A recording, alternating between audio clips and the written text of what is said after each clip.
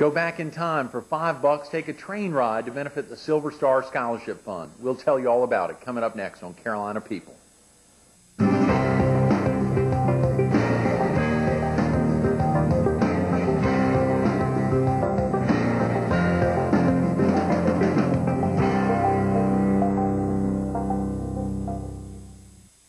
Good morning. Welcome to Carolina People. This morning we're in Conway, South Carolina, at the historic train depot on Highway 905. We're focused on the Silver Star Scholarships that originated here in Horry County, and we're visiting with Terry B. Cooper, a county councilman serving District 5, who's the president of Cooper Communications and the founder of the Silver Star Scholarships. Good morning, Terry. Thanks so much for being with us this morning. Important yesterday, obviously, we highlighted some of the activities going on with the scholarships. We highlighted the event that the depot, Carolina Southern Railroad, is going to host for the Silver Star Scholarships on December 14th here in Conway, heading out to Homewood and then back, a 40-minute ride for $5 to highlight a big fundraising opportunity for the scholarships. And we didn't have a chance to highlight all the activities that have gone on regarding the scholarships, and wanted to get you back on to talk a little more about the scholarships. Real quick about yourself for viewers who may have missed yesterday's show. Can you tell us a little about yourself? Are you originally from the area? Yeah, I was born in Georgetown. Family's been here since 1700s. Went to college, University of South Carolina. Wed a young lady who went to Clemson. She's from Rock Hill. We moved here back in '93.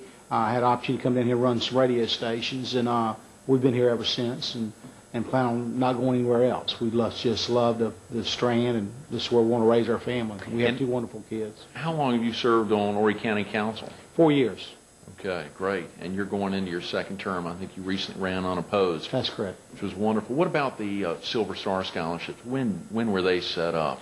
We started this program giving scholarships away about 2 years ago. We've actually, this will be our third year giving away scholarships. We've already awarded 5 children of law enforcement in the last 2 years, and then we'll be giving 3 more scholarships this year, so it'll be a total of 8 scholarships we've given away in 3 years. And and the scholarship fund has recently added in some more potential recipients. Well, that's right. First off, I think it's different levels now of who we're going to select. We're going to first turn to the children of law enforcement and look, who's coming out of school. Now, some years you'll have more kids graduate than others, and if they're not there, then we're going to broaden the field to let some of the kids that have previously come through the program, they can reapply for funds, or even the grandchildren of some of the law enforcement kids are, either in the case of the firemen, some of the volunteers are eligible also. The volunteers will be eligible as well? Yeah, if there's nobody on that first plane that's selected, then we'll go down to the second level, and that'll sort of broaden the pool of applicants. Spectacular. Can you tell the viewers a little bit about who was part of the organizing group? Obviously, you as the founder, I think it was back in February of 2001. Sure. Well, I'm the chairman. Carson Benton is vice chairman. Mills Servant is our treasurer, and Nelson Hardwick is our secretary. And we have different people from all over the community that's on our board. One of the councilmen, James Frazier, and a councilman-elect, Mark Lazarus is on there. Greg, you're on there. Got Cecil Channel, TV13's on there. Billy Huggins, Matt Sedota. Mills, I mentioned Mill, Brenda Spadoni from Budweiser, Dennis Permenter. I don't want to leave anybody else out. Lisa Sadaki, let's see who else. Boardwalk Beach Services. It's a spectacular group, of course. Jason Pippin, who is our host today. Jason, he's nice enough to have us here. And Jason's on there, and it's just a good cross-section of people from our community. Very definitely. It's difficult to start mentioning names of committee members oftentimes because you're surely worried, particularly for such a vibrant group, you're worried somehow that someone would be missed. But I think you've named virtually everyone, if not everyone. You have different committees on the scholarship fund. How's it broken down? Basically, we have the criteria committee that comes up with the criteria of how we're going to pick our students, looking at their grades, and I think they have the little essay they have to write. Then we have the actual selection committee that comes in and actually review the applications. And we have different of the board members that sit on that.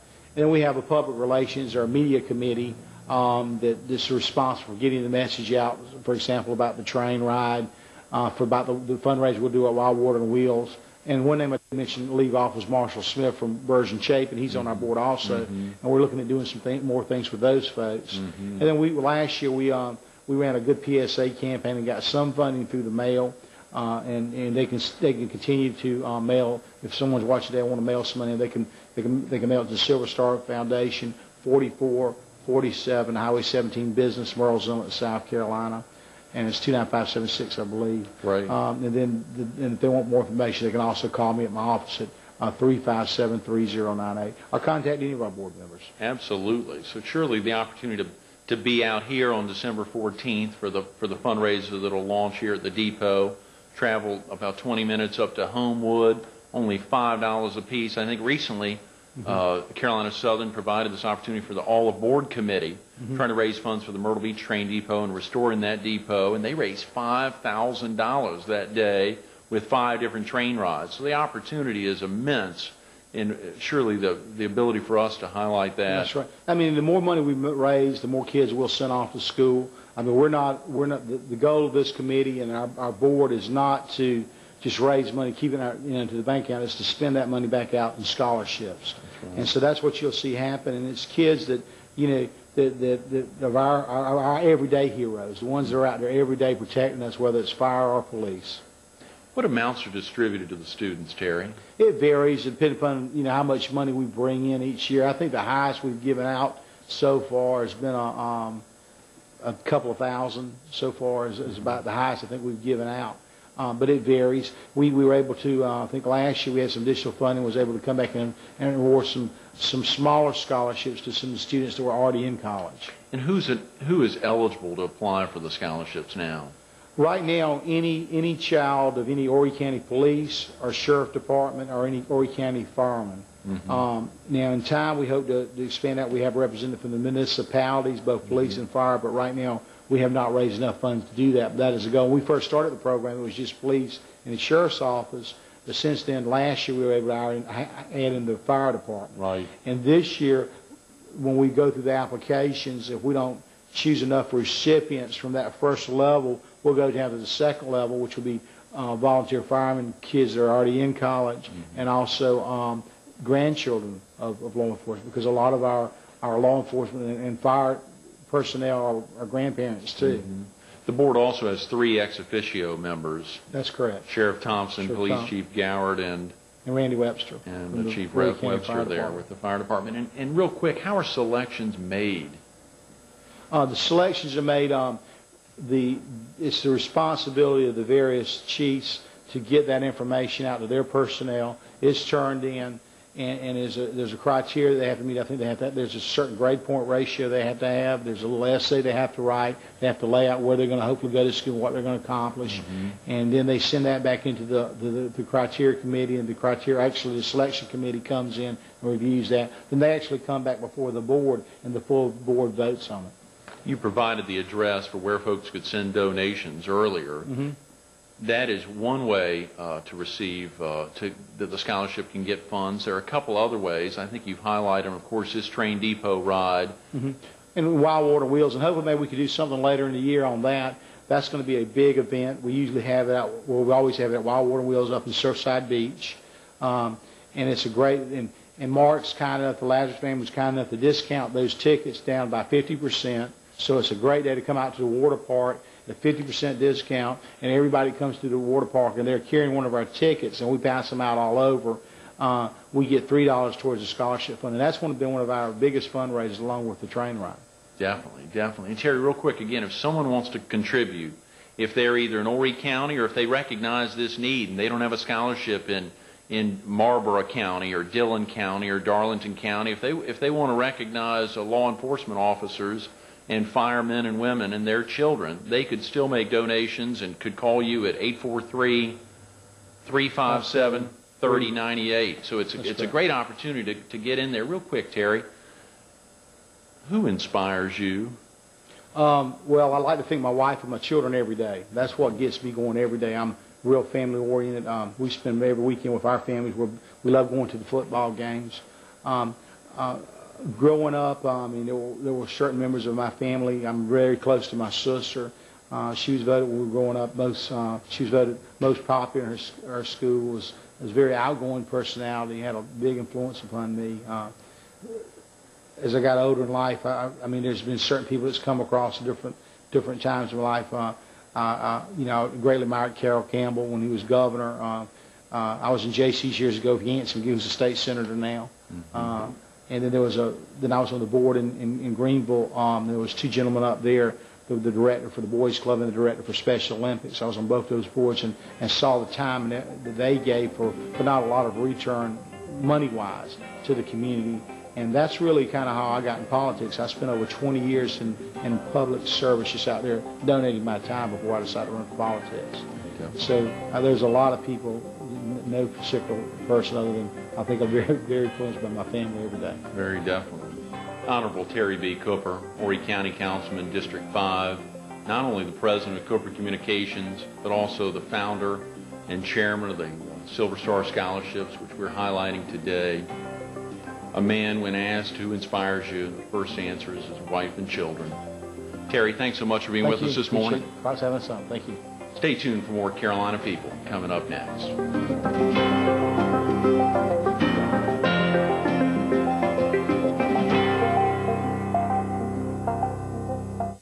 Good morning.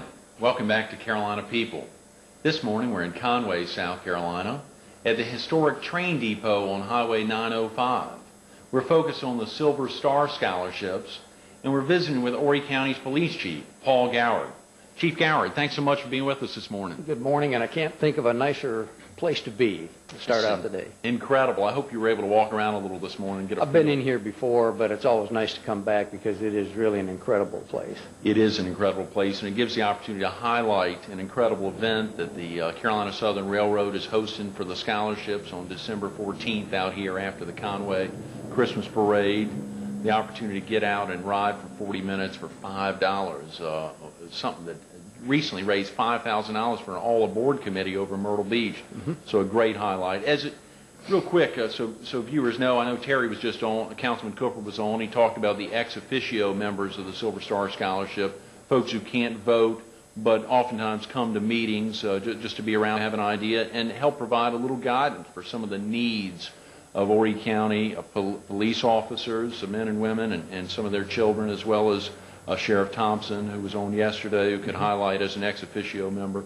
Can you talk real quick about yourself? Were you originally from the area? Well, actually, no, and I know that's a question that's inevitably going to come up in this particular area.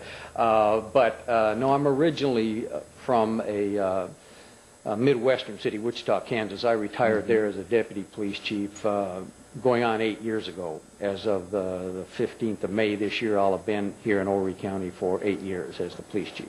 Had you been in Kansas all your life prior to coming to Horry County? No, actually, I was born and raised in Minneapolis, Minnesota, and went to high school there. Then I went in the Air Force for 4 years and was stationed in Wichita and spent most of my adult life there until I retired. Right. Can you tell the viewers a little bit about, obviously, the bulk of many viewers are up in the PD area or up in Robinson, Scotland County. Obviously, yesterday, Sheriff Thompson was on, and you were the Horry County's police chief.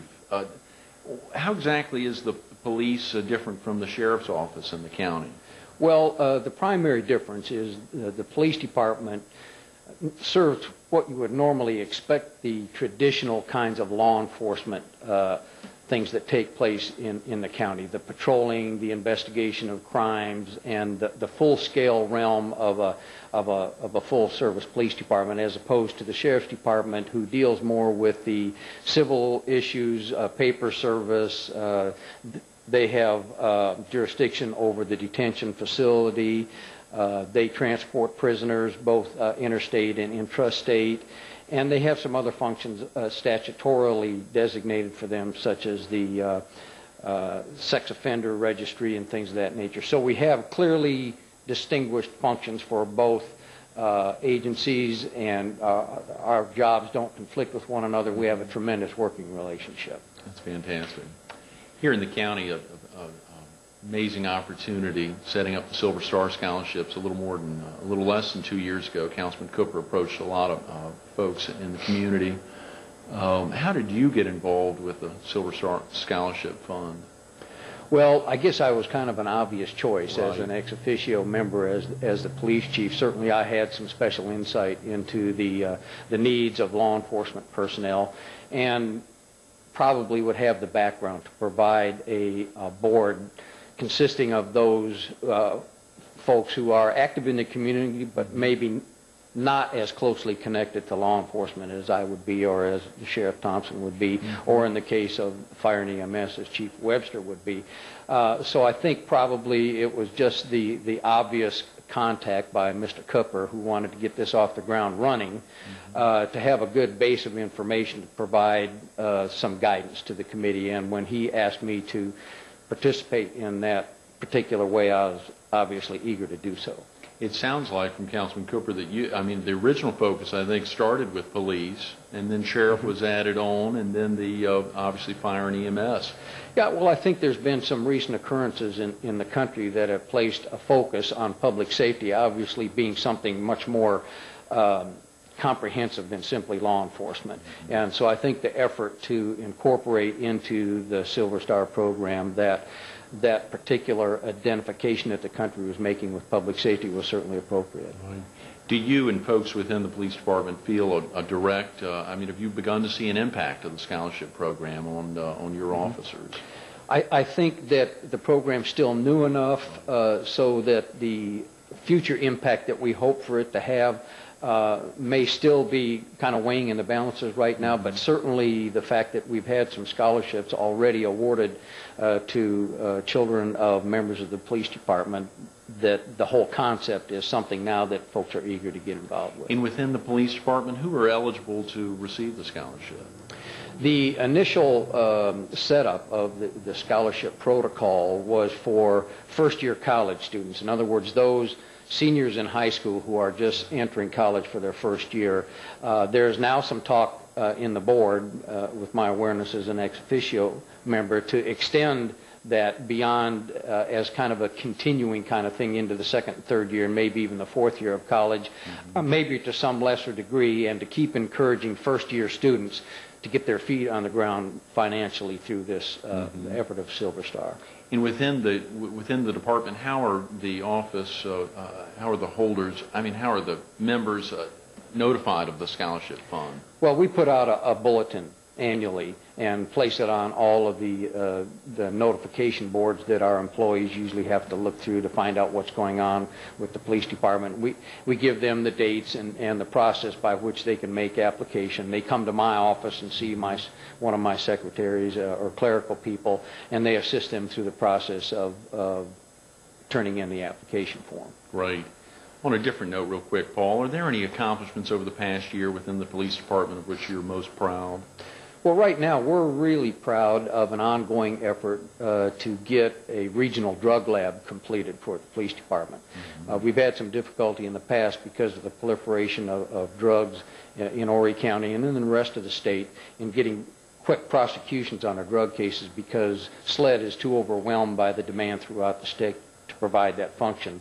So we've been very active in a grant situation and with some money from the county council to build a facility on the existing site of the M.L. Brown Public Safety Building to get that process going. We're complete with the facility. We've hired a chemist. We're in the process of putting out bids on some highly technical equipment, and hopefully shortly after the beginning of the year we'll be able to provide that service to neighboring jurisdictions as well as complete our own process much quicker.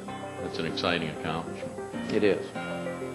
Horry County's police chief of almost 8 years, Paul Goward, recognized as an ex officio member of the Silver Star Scholarship Fund to benefit police, sheriff, and fire and EMS men and women's children. Chief Goward, thanks so much for being with us this morning. Great to be here. Thank you. Stay tuned for more Carolina People coming up next.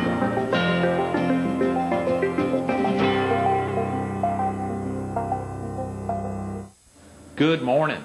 Welcome back to Carolina People.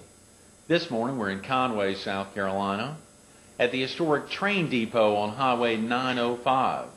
We're focused on the Silver Star scholarships, and we're visiting with Nelson Hardwick, the Secretary for the Silver Star Scholarships. Nelson, thanks so much for being with us this morning. Thank you, Greg, for having me. Incredible to highlight the opportunity today and yesterday to highlight the Silver Star Scholarships and the train depot opening up on December 14th to do a great fundraiser for the scholarships. After the Conway Christmas parade, I think folks will be able to get on the train, ride over to Homewood, and ride back. It's about a 40-minute round trip. Great fundraiser. Can we talk real quick about yourself, Nelson? Are you originally from the area? Yeah, Greg, I grew up here born and raised between Bayboro and Galmot's Ferry. We don't have any train service out there, but just a small agricultural community. Grew up on a farm. That is, for viewers in the PD or up in Robinson and Scotland County, you may not know, that's in what part of the county? Horry is such a large county. There's probably viewers in Horry County who don't know where that is. Well, Bayboro is on Highway 410. Between Osbrook and North Carolina. It goes into Tabor City. And Galmot's Ferry, you know, is out on the river, 501. Right. And it's just a little small, sort of mid part of the area. It's God's country. Yes, definitely. Do you still have family living in the area? I do. My mother still lives on the family farm, and I have a brother that runs the family farm, and my brother works here at Grand Strand Water and Sewer. I have another brother that works at Horry Electric. So there were 4 boys, and all of us are still here in Horry County. Absolutely, a big family, and all are still here. Yes. That's amazing. You attended school in Horry? Did you attend college here in South Carolina? Yes, I graduated from Manor High School in '69 and went on to Clemson University in engineering. Graduated there with a BS in chemical. Worked for DHEC in Columbia and transferred to Myrtle Beach for a year or so, and I went back to get a master's degree at Clemson.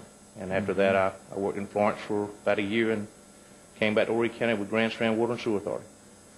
Now, you're no longer with Grand Strand Water and Sewer Authority, I think. No, I was with them for about 3 years.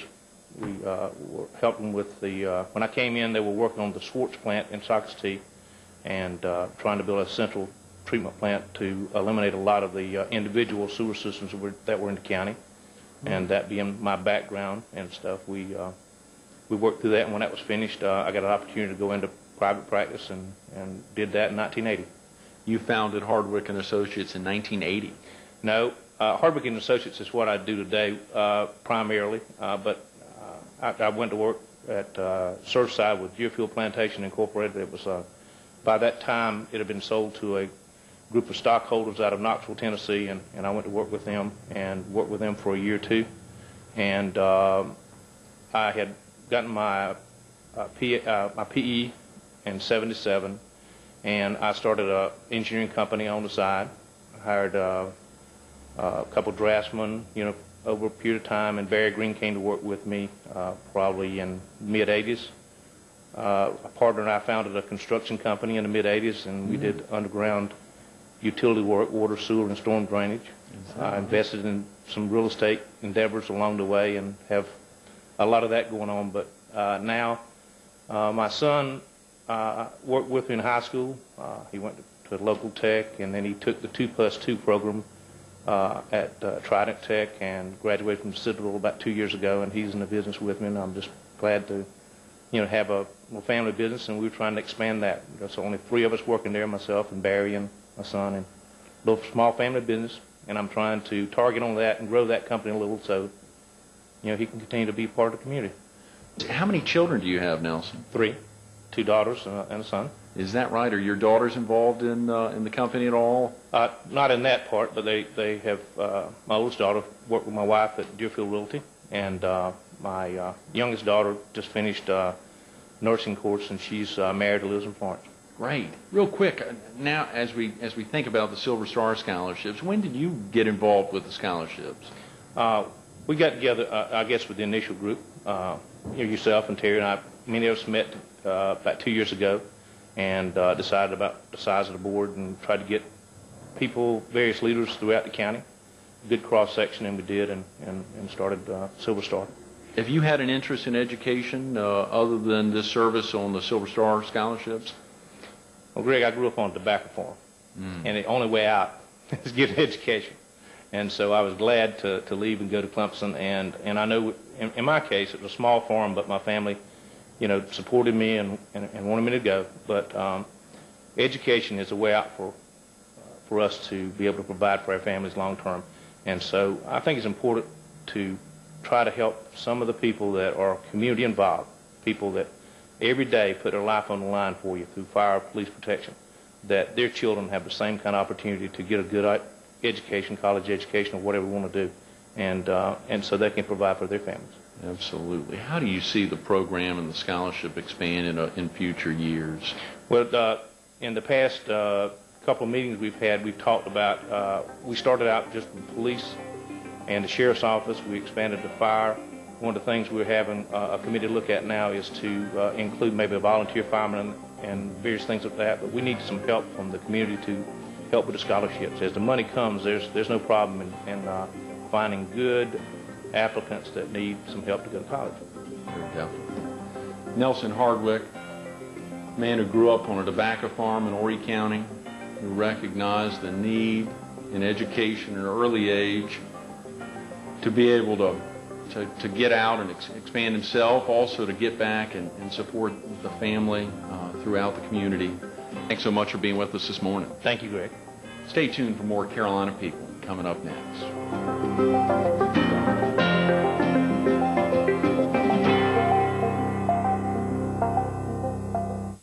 We want to thank Jason Pippin and Carolina Southern Railroad for helping make Carolina People such a great success.